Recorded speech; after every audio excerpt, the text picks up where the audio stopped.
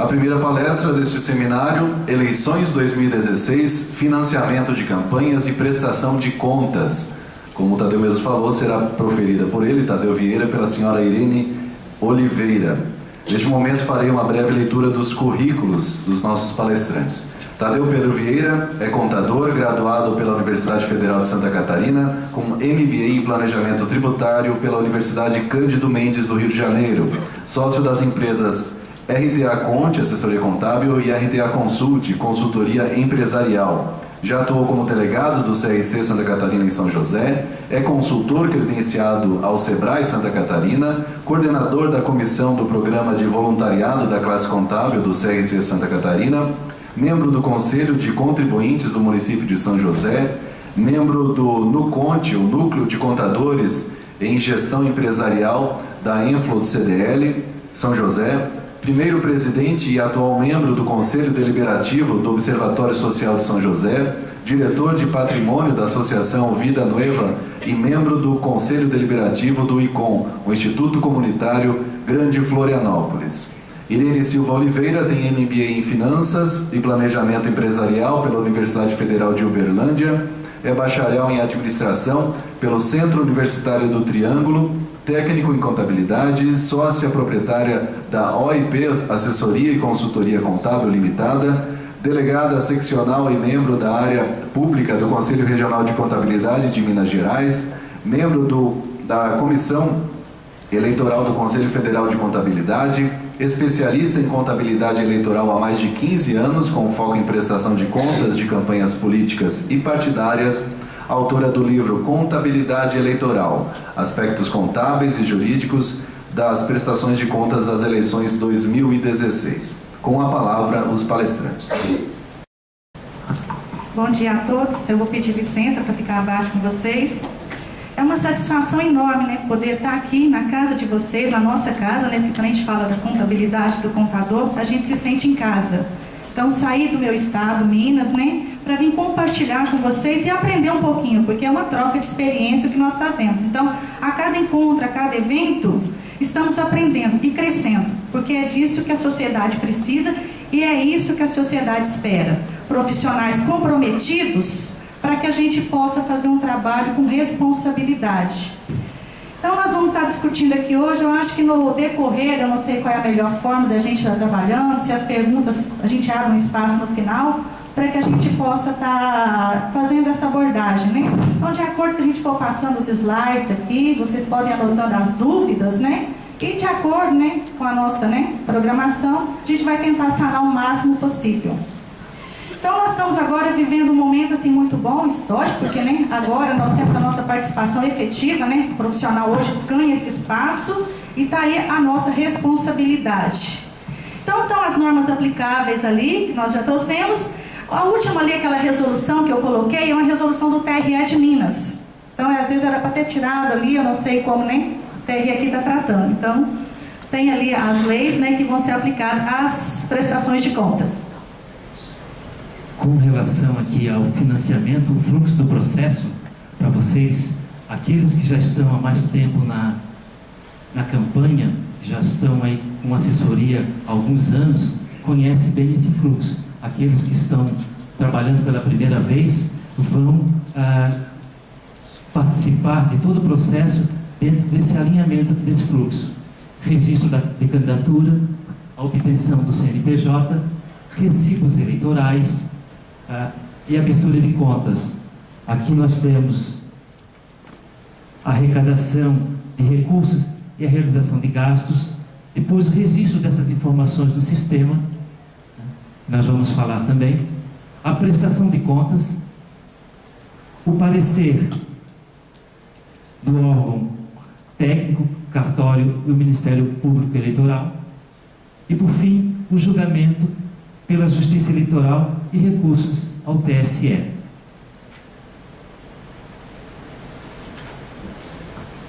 Esse é o primeiro contato que nós vamos ter. Então, com a redução do tempo agora que nós vemos, né, das eleições, visto agora que eleições acontecem no prazo de 45 dias, dizemos que é o seguinte, esse é o passo mais importante e que nós chamamos a atenção dos profissionais, aqueles que vão atuar já diretamente. Porque as convenções já começam agora, dia 20 de julho, até o dia 5/8.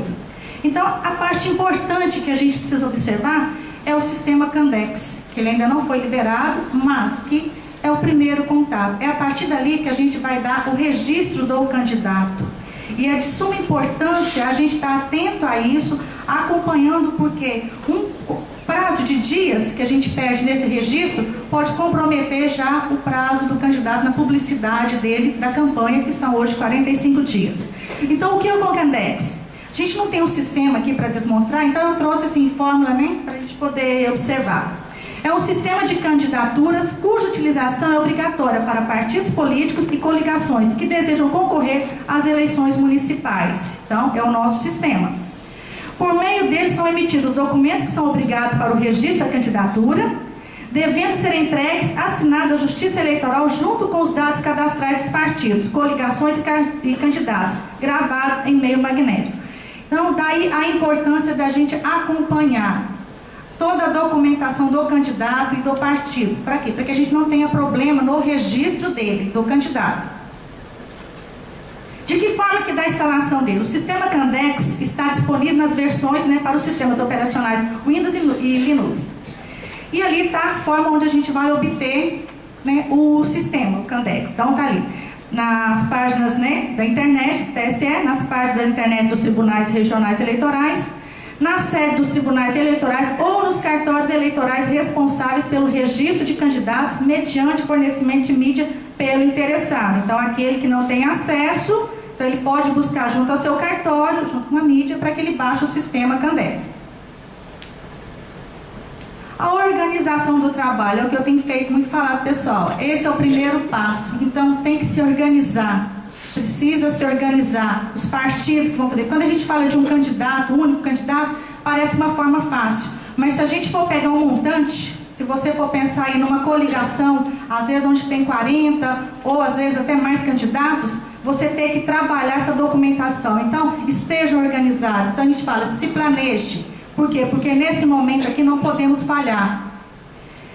Para melhor organização e produtividade, é fundamental que os trabalhos de digitação de dados e digitalização de fotos e documentos sejam planejados com antecedência. Então, nós já estamos agora num período se organizando. Então, nós já sabemos quem são os pré-candidatos.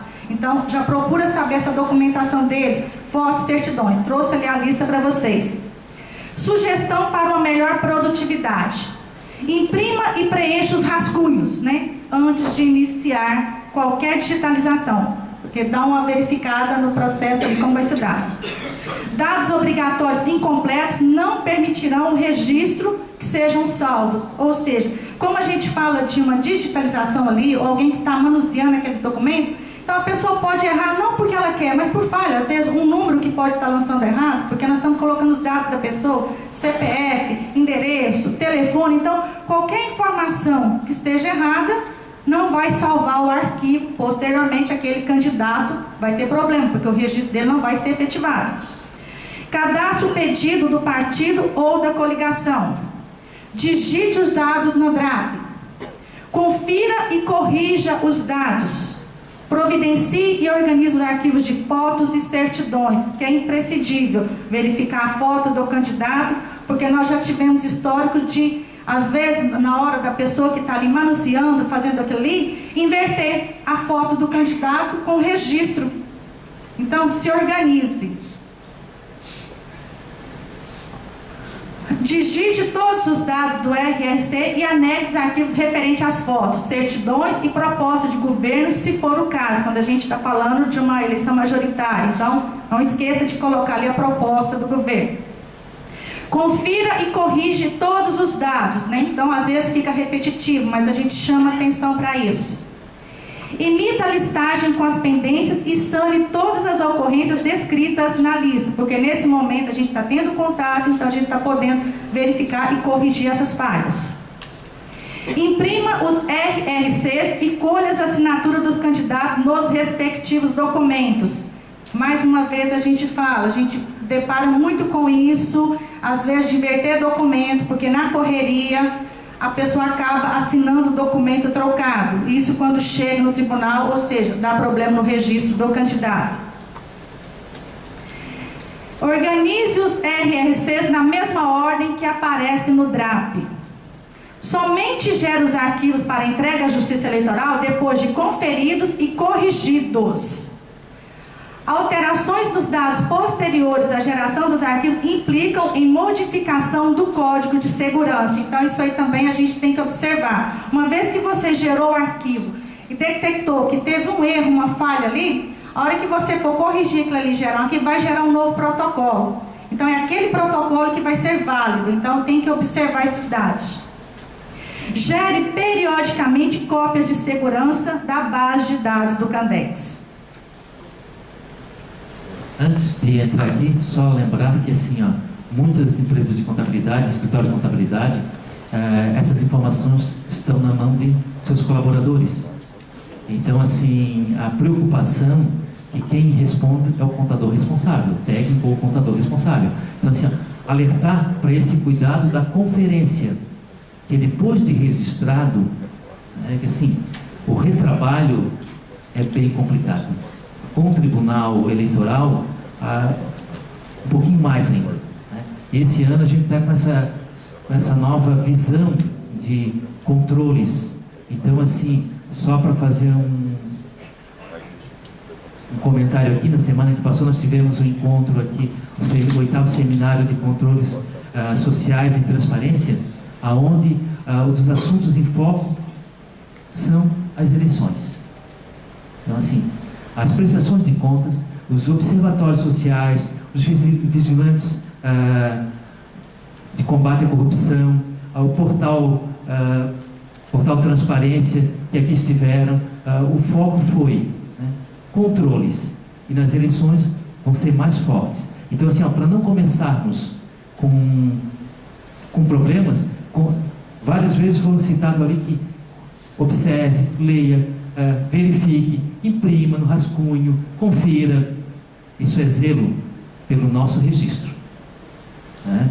Então, assim, a preocupação toda está em começar correto, dentro daquilo que o sistema pede.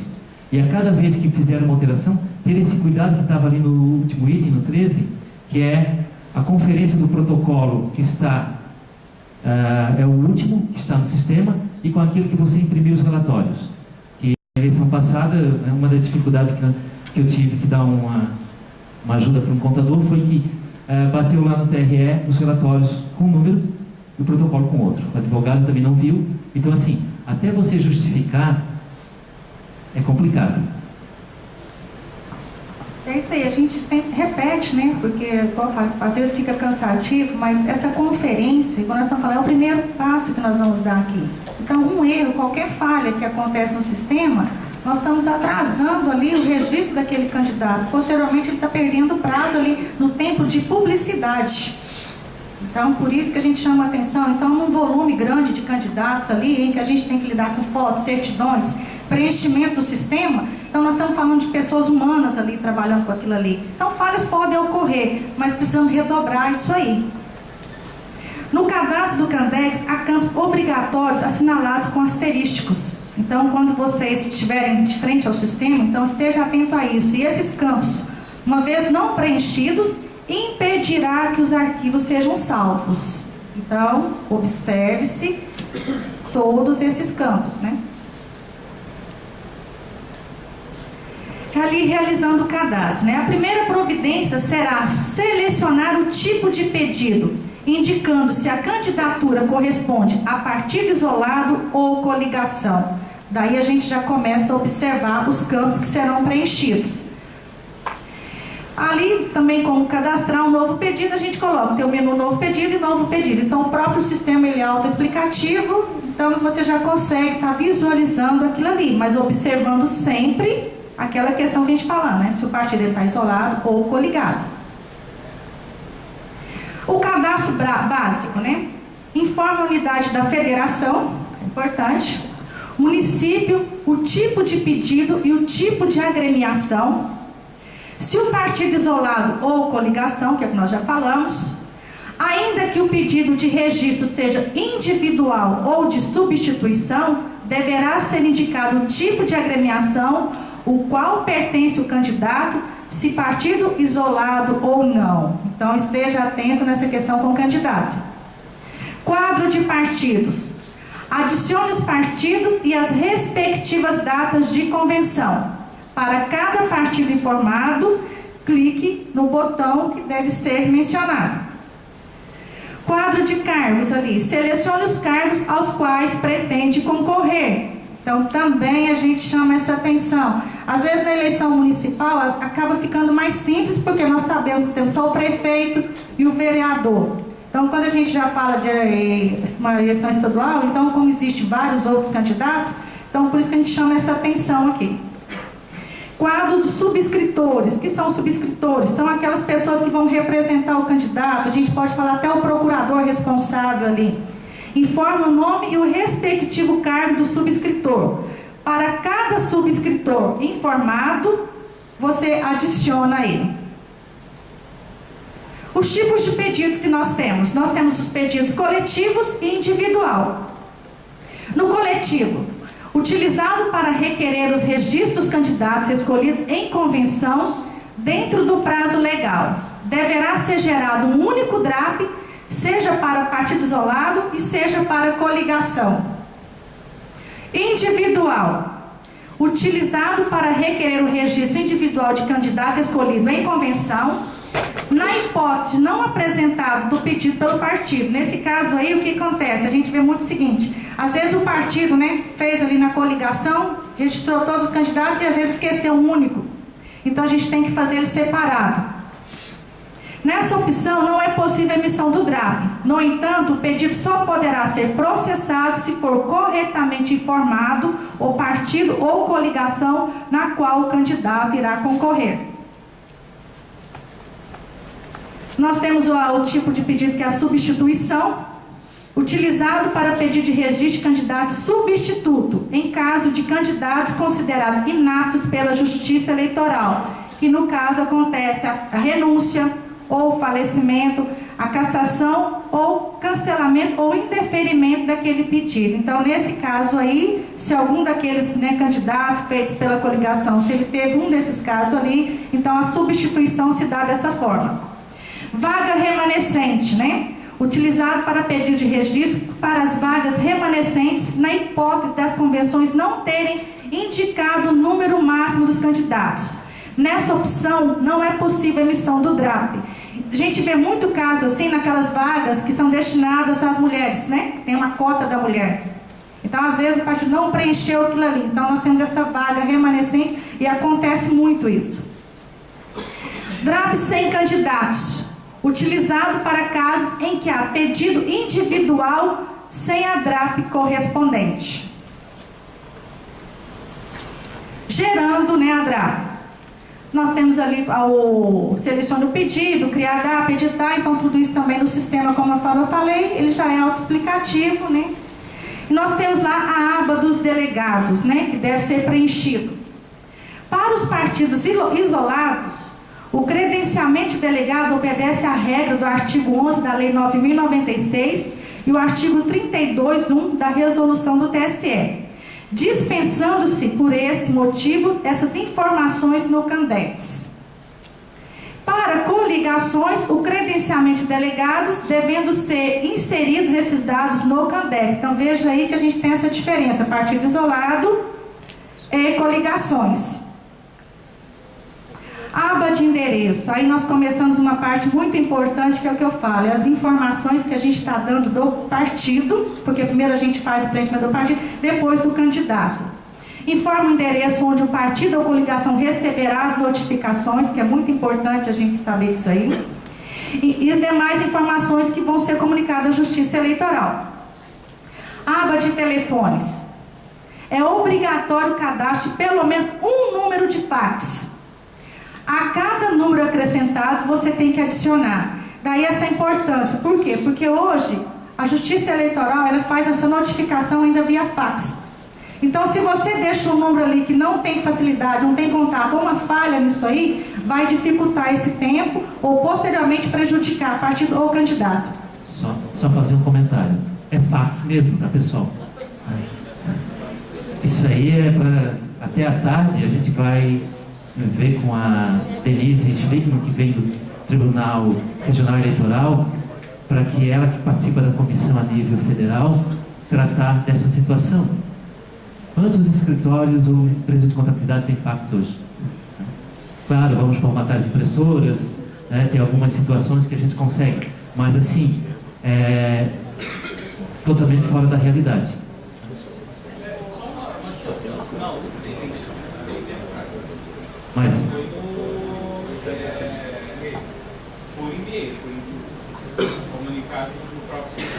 Mas voltou na orientação do TSE. Ainda assim, né, igual Minas, nós ainda, infelizmente, né, porque, né, na época que nós estamos, infelizmente a gente ainda precisa adotar o fax. Vários têm que adaptar e trabalhar com ele. Claro, né, que hoje já poderia ter avançado e está no e-mail. Pode ser que, né, eles já tenham, né, uma novidade. Nós estamos agora ainda discutindo, porque as questões vão mudando, né. Hoje nós teremos, né, a presença da Denise Haddad, que é do TRE aqui. Talvez ela traga alguma coisa diferente. Mas nós em Minas, né, na próxima sexta-feira, a gente também vai ter esse encontro lá. A gente espera que isso mude. Mas, por enquanto, o sistema, nós não temos o sistema ainda 2016 disponível. Esses dados, essas informações, nós estamos baseando nas eleições de 2012, com base que está na resolução. O sistema ainda não foi liberado. Pode ser que, liberando o sistema, tragam para nós informações, né, através de e-mail. Acredito eu que no nosso estado ainda vamos precisar do fax. É assim, ó. Isso é a nível nacional. Nós temos um país continental. Então vamos nos reportar ao Acre, a Roraima, a outros estados que têm essa dificuldade. Então, cada estado, o TRE de cada estado regulamenta. Nós estamos trabalhando aqui com a legislação federal. À tarde, provavelmente, daí nós vamos ter um tratamento diferenciado para Santa Catarina, tá? Mas como a lei é federal, a gente trata vamos pôr um encontro nacional que nós tivemos lá, assim, a precariedade de alguns estados, nós aqui em Santa Catarina não temos em nenhum município. Estado, tá? Nós estamos aqui com 295 municípios, a gente sabe que nós temos municípios pequenos, aí com 1.000 e poucos habitantes, mas a estrutura nossa, a nossa realidade em relação a outras partes do Brasil é muito diferente, tá? E assim, eu até parabenizo muito vocês aqui, estive conversando com o Tadeu ontem, porque vocês aqui avançaram muito. Que nós lá em Minas e outros estados, às vezes, seguem orientações do TRE de Santa Catarina. Algumas jurisprudências, coisas que estão sendo discutidas, a gente sempre baseia aqui, por quê? Porque vocês avançaram. Então isso é um presente, né? Parabenizo mesmo, né, essa iniciativa. A aba de gastos de campanha, né, se dará com base nos valores de gasto efetuados pelos candidatos e partidos, daí a mudança, né, que a resolução já trouxe, porque hoje, né, já vem o valor já estipulado pelo TSE, que eu acredito que até o dia 20 agora vai estar sendo atualizado, né, dos limites percentuais que será, né, aplicado para prefeitos e vereadores. Então, essa aba aí, vocês vão preencher de acordo com a tabela, que é a resolução 23459, se não me engano, né? Onde vai determinar os limites de gastos, né? Prefeitos e vereadores. O registro não será salvo caso esteja indicado 0. Então, observe-se, né, o preenchimento disso aí, para partidos que apresentarem candidatos. Para cada candidato será necessário gerar um RRC. Então, está ali a forma como você vai proceder dentro do sistema para estar adicionando o candidato. Nós vamos falar ali da aba de dados pessoais do candidato. Todos os campos, né, assinalados com asterísticos são obrigatórios. Então, aqui nós estamos falando já do candidato. Informe o partido, cargo, opção de nome e número com o qual irá concorrer, além do endereço da página da internet. Então, fique muito atento a isso aí, por quê? Porque o candidato muitas das vezes tem um nome que ele vai trabalhar nas urnas. Então, é nesse momento aqui que a gente tem que colocar o nome correto dele. E o número. Porque já aconteceu também, às vezes, igual eu estou falando, a gente está falando de pessoas, nós estamos digitando aquilo ali, então pode ser que a pessoa, né, com aquela quantidade de candidatos, digite um número errado. Então, qualquer falha, qualquer erro, às vezes vai dar uma duplicidade de número, aí vai impedir o registro daquele candidato, ou de ambos, né, que os números ficaram iguais.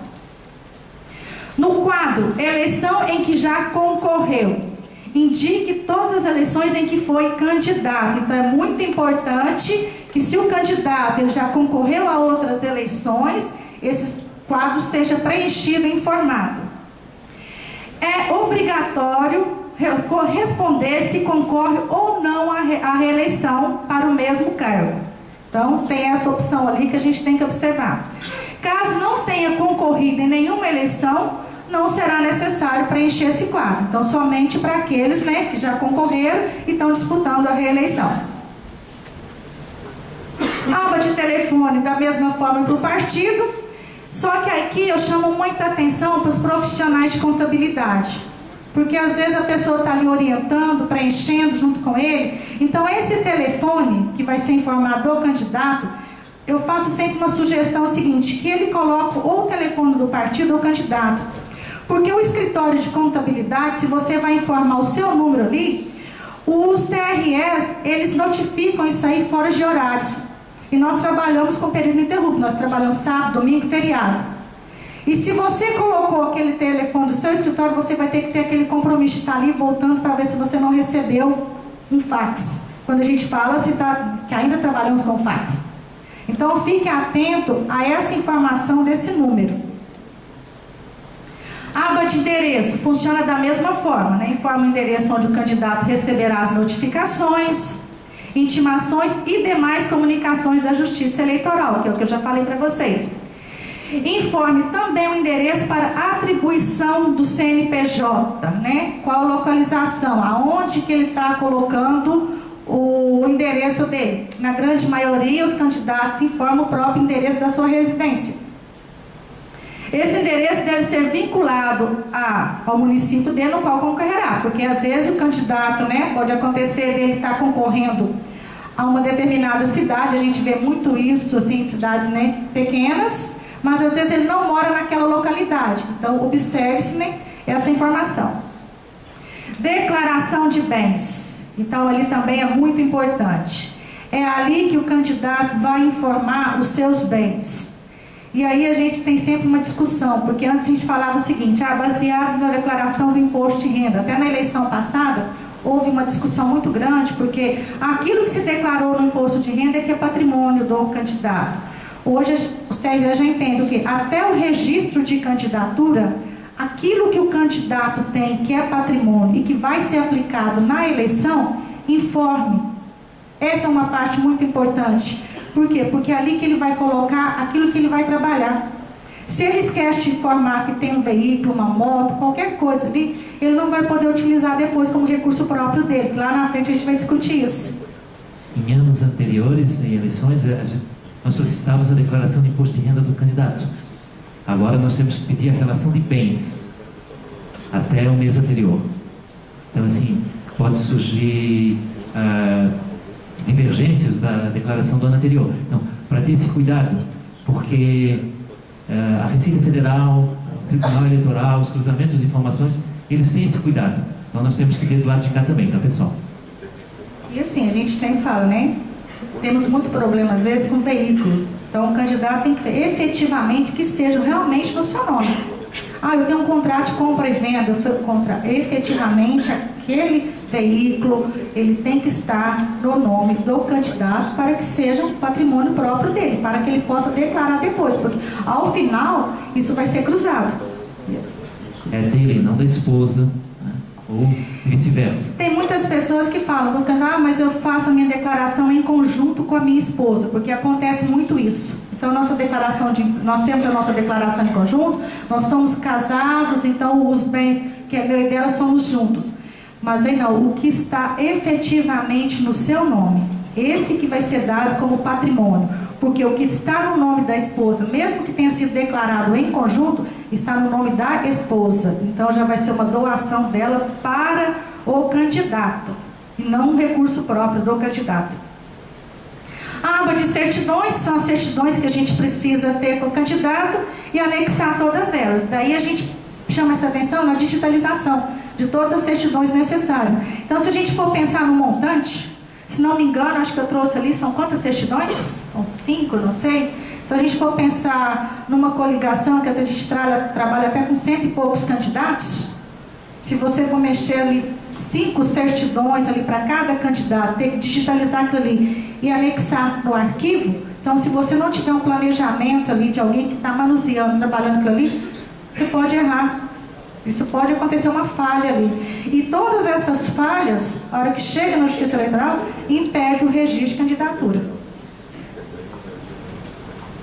A aba de foto, também, que é muito importante. Uma foto recente do candidato, com fundo preferencialmente branco, em trajes adequados, sem adornos e preferencialmente preto e branco, no tamanho 5x7, em formato digital, deverá ser anexado no Candex.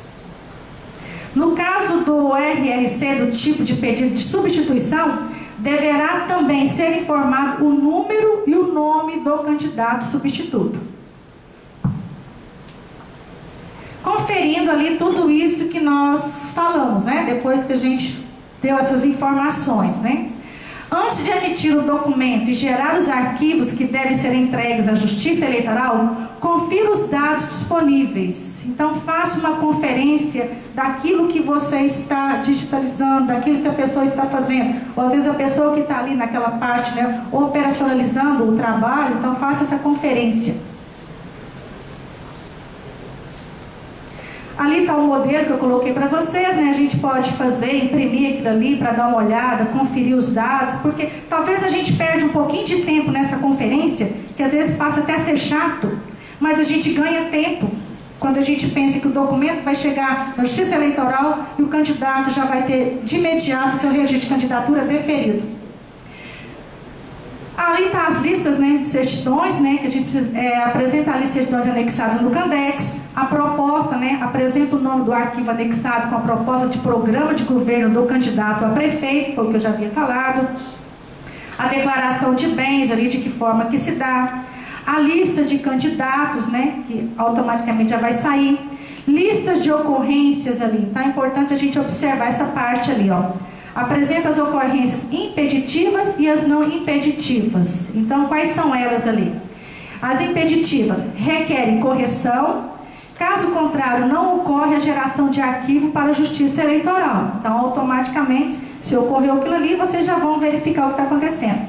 Não impeditivas, né, o próprio nome já diz, permite a geração do arquivo, porém é importante que se verifique se as ocorrências devem ser reparadas antes de prosseguir. A impressão do documento. Todos os documentos emitidos pelo Candex possuem um código de segurança próprio, foi o que nós falamos logo no início, impresso no canto superior direito dos documentos. Qualquer alteração nos dados implicará um novo código de segurança. Por isso nós falamos, então alterou, então observe-se esse código de segurança. Portanto, só gere o arquivo para a Justiça Eleitoral quando todos os documentos estiverem conferidos e realizadas as eventuais correções no Candex. Qualquer alteração no RRC, declaração de bens, certidões ou propostas, implica nova emissão e assinatura no documento. Se o DRAP já tiver sido emitido, ele deverá ser reimpresso e assinado, porque um novo código de segurança é gerado sempre que houver alteração nos dados de qualquer RRC ou documento que o acompanhe. E aí, mais uma vez, a gente fala, então, é cansativo, às vezes é um tipo de serviço burocrático chato de se fazer, mas necessário. Não existe uma outra forma.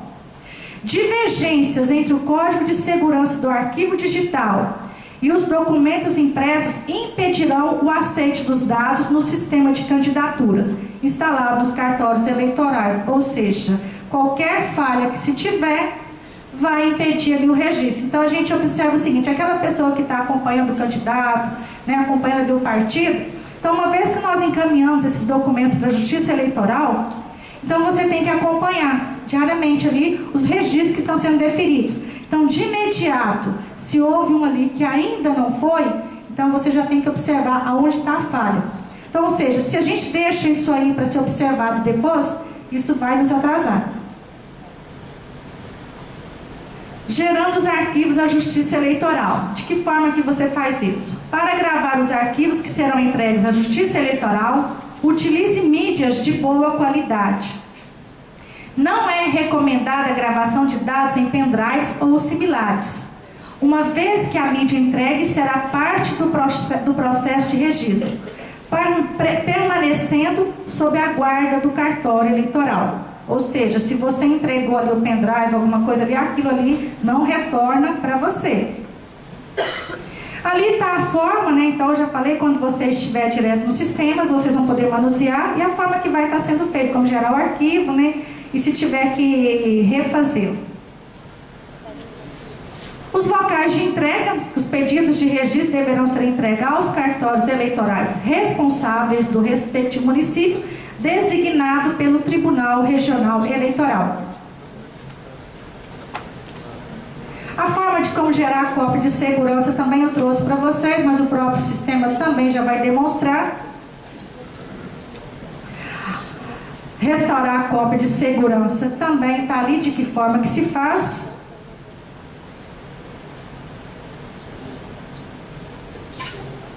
Antes de nós entrarmos em financiamento de campanha, um comentário a essa primeira parte se faz necessário, visto que assim é operacional, é cansativo, assim, às vezes é um auxiliar que faz, alguém que é contratado lá para o comitê para gerir essas informações, fazer o operacional. Às vezes, eleição passada, em virtude de falhas nesse procedimento de um candidato, eu acompanhei um contador várias vezes ao cartório eleitoral, até para poder, a gente estava brincando, né, desenhar para a juíza, porque tem coisas que a gente explica e parece que não vai, né?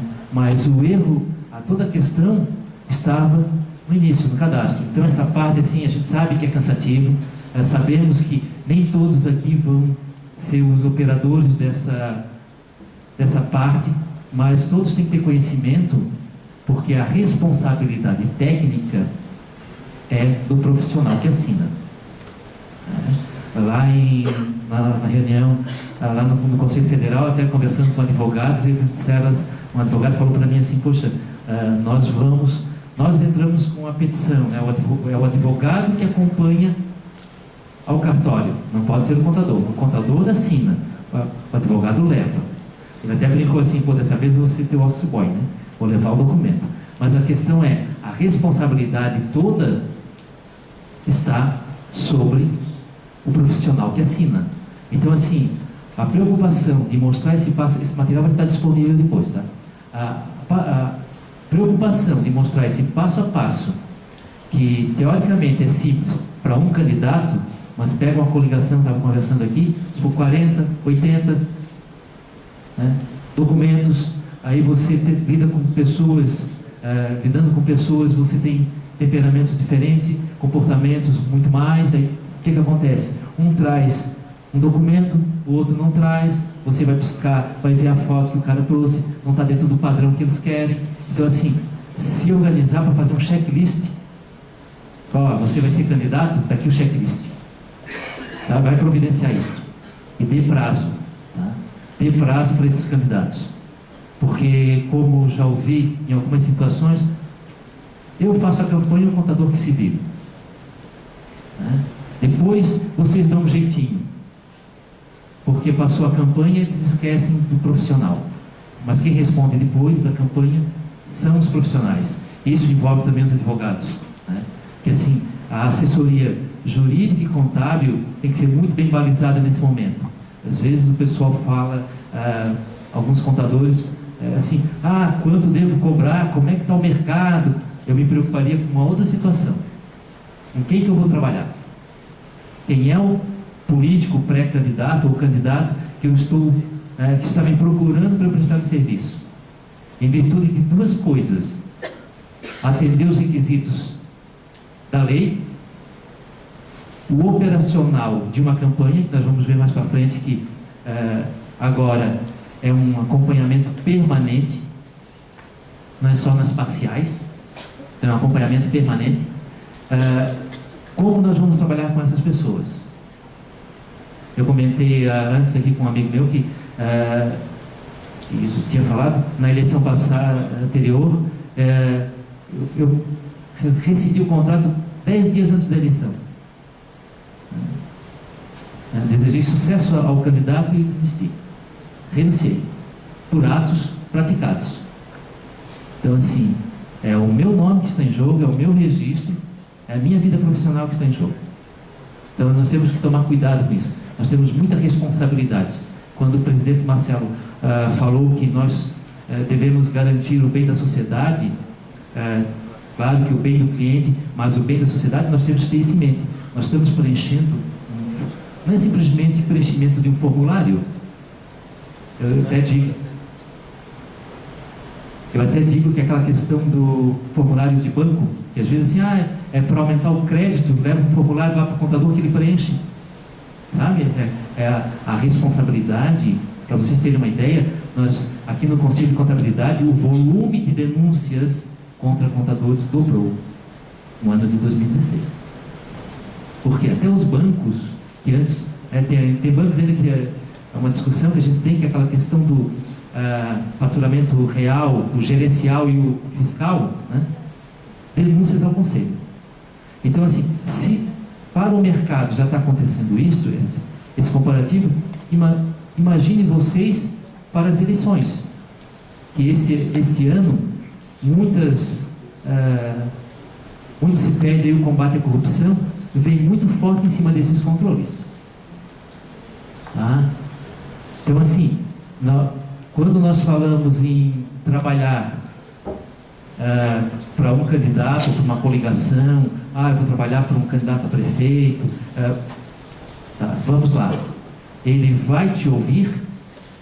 Ele vai trazer os documentos que você vai pedir dentro do prazo exigido? Porque a agenda, quem faz a agenda de um político, eu já coordenei campanha, não tem hora, né? Mas dentro da agenda dele, tem que falar com quem faz a agenda, que ele tem que ter um momento para a contabilidade. Ele tem que ter um momento de reunião com a contabilidade.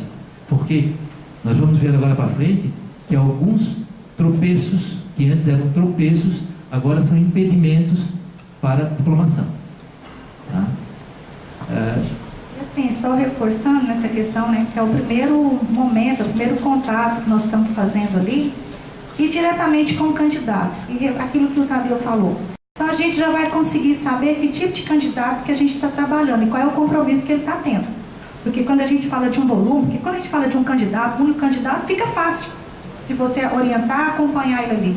Mas quando a gente fala no montante, então quando a gente vê aqueles casos, o partido transmitiu a DRAP e esqueceu um candidato.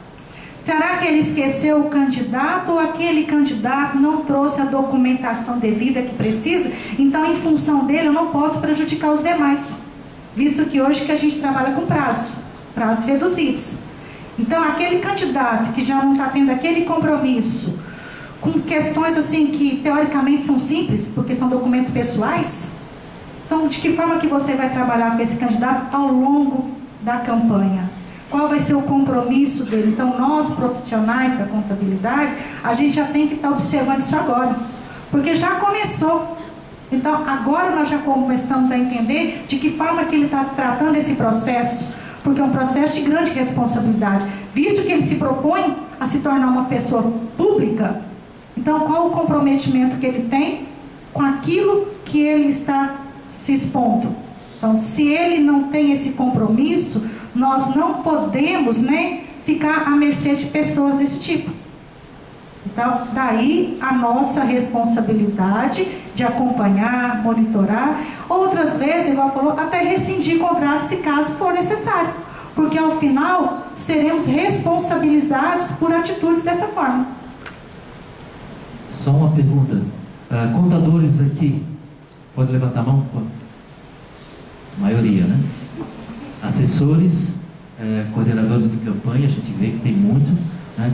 E, assim, a preocupação de profissionais da contabilidade é que recentemente foi aprovado a resolução para cassação do registro do contador, né, às vésperas de uma eleição. Então, assim, é uma preocupação que nós temos.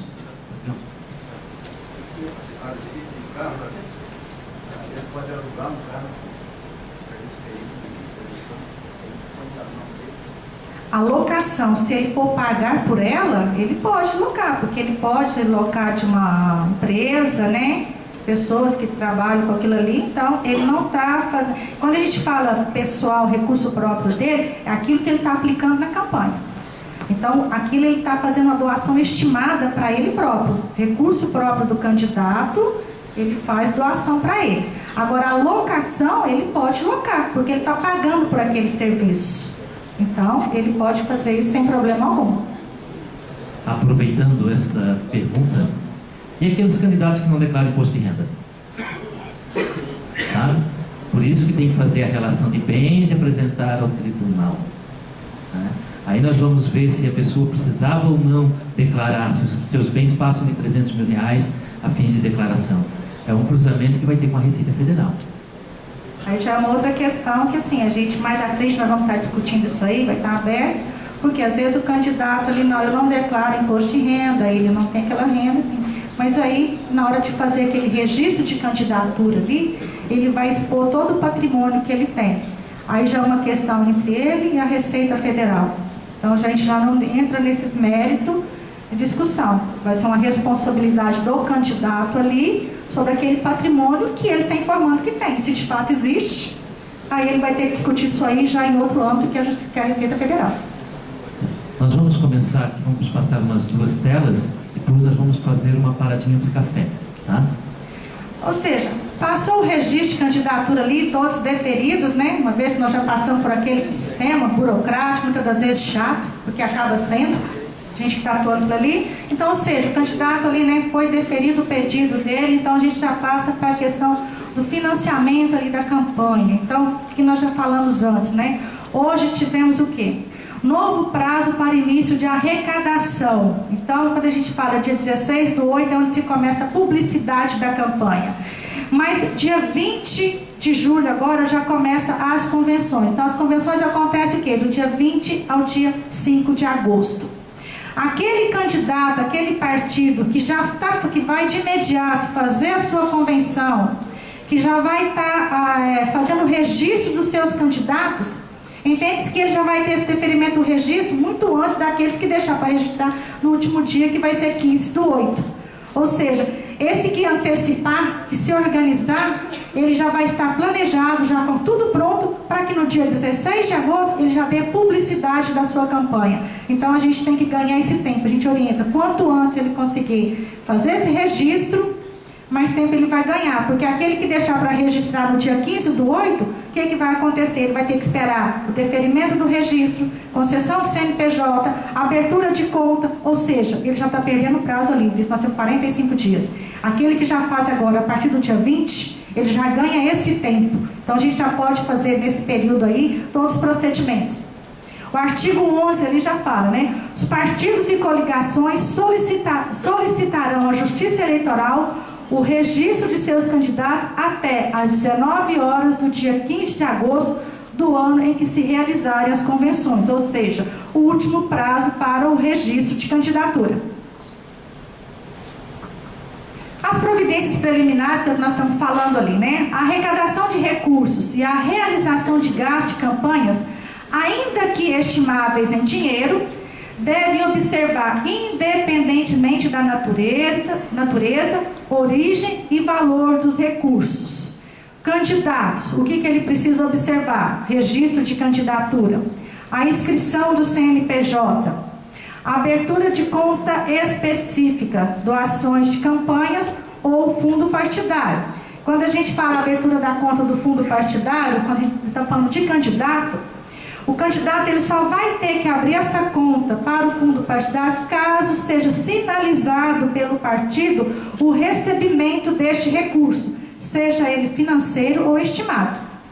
Então, se o candidato vai trabalhar, e aí a pessoa pergunta às vezes, essa conta deve ser aberta de imediato? Não, o fundo partidário, ele pode abrir até a véspera do recebimento ali, final das eleições, quando ele for oficializado para ele. Então, no fechamento da prestação de conta, ele ainda não arrecadou aqueles recursos todos que ele precisa para poder custear as despesas, né, que ele já contraiu, e o candidato, o partido vai transferir para ele, às vezes, um recurso para que ele sane aquelas despesas. Então, naquele momento, se ele vai receber recursos que sejam do fundo partidário, então aquela conta pode ser aberta naquele momento. Só fazer um parênteses aqui com relação à abertura de contas. Bancos não podem negar a abertura de contas. Tá? Já tivemos casos em que bancos dificultam essa abertura. Tá? E a resolução do Banco Central não só negar, como também dar prioridade. Não só a negação, como também dar prioridade à abertura de contas para os candidatos. Eles têm um prazo. Os bancos hoje eles têm até 3 dias para poder já abrir a conta dos candidatos. Em algumas situações, caso esteja necessário, porque a gente sabe que acontece isso com os bancos, porque não é interesse deles, gerente, eles não querem, eles acham, né, difícil, visto que eles não ganham, né, sobre aquilo ali, porque não pode ser cobrado um depósito mínimo para abertura. Então, eles realmente têm essa resistência. Já teve casos da gente orientar o candidato, ou até mesmo o partido, a lavrar um boletim de ocorrência, porque existe uma circular do Banco Central para que eles sejam obrigados a cumprir isso aí. Então, a gente tem que estar acompanhando, né, e exigindo isso do banco, que é um direito que o candidato tem. A questão do banco, as cooperativas de crédito, naquele CLC, o CLC colocou para a gente baixar, diz que as cooperativas não poderiam abrir conta bancária. Mas na prestação de contas que eu baixei lá do tribunal, dizem que sim. Esse caso aí, quando a gente fala das cooperativas, justamente por conta dessa dificuldade que às vezes tem. Então, facilita se você procurar um outro tipo de banco para poder trabalhar com ele. Eu, assim, já tive candidatos que trabalhou com cooperativa e não teve problema. Eles falam que não, que é proibido, hoje eles estão limitando isso aí, mas ainda não existe uma afirmativa sobre isso. Pois é, então ele tem que trabalhar com ele, não pode, porque é obrigatória a abertura da conta. Hoje a gente vai trazer ali, porque já foi mudado a resolução daqueles municípios com menos de 20 mil habitantes, aonde seria, que não teria a obrigatoriedade, então mudou. Então, em municípios que só tem a cooperativa, então ele tem que abrir e trabalhar com a cooperativa. Por isso que eu te falei, assim, então eles ainda não têm essa afirmativa desse impedimento. A resistência é porque, assim, a legislação que trabalha com as cooperativas, que a aprovação de uma conta tem que passar pela Assembleia. Aí o tempo de aprovação de uma conta, mas aqui é um caso específico, não é uma conta comum, ela tem prazo de validade, né? Mas essa é uma das resistências. Todos, independente. A abertura de conta, a gente vai colocar na frente, ela é requisito para desaprovação das contas ou contas não prestadas, caso não seja cumprida. Então, isso vai para análise de julgamento. No sentido das contas bancárias, que é aberta uma para o fundo partidário e outra para a movimentação que ele recebe, as contas elas podem ter movimentação entre elas? Pode. Pode fazer transferência da Pode. O candidato, às vezes, ele tem as duas contas, né? Porque não é obrigatório ele abrir a conta do fundo partidário. Se ele não vai receber recurso dessa natureza, dispensa ele ter. Porque o que acontece? O banco, ele não pode cobrar aquela taxa mínima de abertura, mas a manutenção é cobrado. Então, às vezes, para que você vai abrir uma conta do fundo partidário se às vezes você não foi sinalizado em receber? Mas se você vai receber recursos daquela natureza, se você tem recurso do fundo partidário e doações de campanha, às vezes fica até complicado você estar transitando esses recursos entre contas. Eu não oriento que faça isso, porque vai ser dificultoso. Não justifica você receber um recurso do fundo partidário, transferir para a sua conta de campanha, para você puxar com as despesas, visto que aquilo ali é do próprio candidato. Especificamente, essa conta, ela vem para pagar, vamos dar um exemplo, despesas não, recursos não arrecadados, então o fundo vai fazer essa cobertura, né? Então, assim, ó, não transite pela outra conta, trabalhe direto. Tá? Pague aquilo que o fundo mandou para pagar. Né? Aqui, eu acho que é importante, porque existe alguma confusão também. A partir de 1º de janeiro, os partidos, os diretórios municipais poderiam abrir contas para arrecadar recursos para a campanha eleitoral. Sempre no ano eleitoral ele pode abrir essa conta específica. Né? Isso não é considerado fundo partidário, correto? Essa conta que o partido tem são doações para a campanha, porque o partido já tem uma conta dele, que são os recursos próprios. Então, ele já pode abrir essa conta partido para arrecadar recursos. Antes, né, da resolução em que vedou a pessoa jurídica, fazia-se mais sentido o partido ter essa outra conta. Para essas eleições, eu acredito que poucos partidos manteram essa conta em aberta. Quase nenhum fizeram. Então, ele poderia arrecadar aqueles recursos para a campanha. Agora, tem muitos partidos que já trabalham com fundo partidário, então eles já têm essa conta do fundo partidário. Então, independente do processo eleitoral, ele já tem essas duas contas. E hoje, partido, a gente não está falando aqui de eleição, mas hoje partido, né? A gente já trabalha até com 3 contas, porque eu tenho o partido que tem a conta de outros recursos, nós temos a conta do fundo partidário e a conta do fundo da mulher. Porque hoje tem aquela destinação de 5%, se não me engano, que tem que ser destinado, né, para esta conta. Então, partidos que trabalham com esse recurso, ele já tem que tratar com uma outra conta específica para essa natureza de despesa. E nas próprias contas dos diretórios municipais, como ele estava falando, também pode transitar, porque acontece que, por mais que não seja indicado, às vezes os partidos, eles mesmos, acabam transferindo de uma conta para outra. Isso é vedado dentro dos diretórios municipais? Não, o partido, se ele tiver recursos, né, funciona da mesma forma. Não entende assim, vamos supor, se o partido tem ali a conta dele, né, de outros recursos, ele está tratando de recurso do fundo partidário. Não justifica ele pegar recurso do fundo partidário e transferir para a conta dele de campanha, se ele já pode trabalhar diretamente com ela. Então, assim, são questões que às vezes tem que ser discutidas e analisadas. Pode até transferir. Mas por que ele vai transferir aquele recurso do fundo partidário para a conta de outros recursos? Para qual finalidade ele está fazendo aquilo ali? Então, às vezes, não cabe nem a gente estar analisando e julgando isso aí. Visto que, assim, se torna mais burocrático. Não tem, às vezes, uma explicação para esse tipo de ação.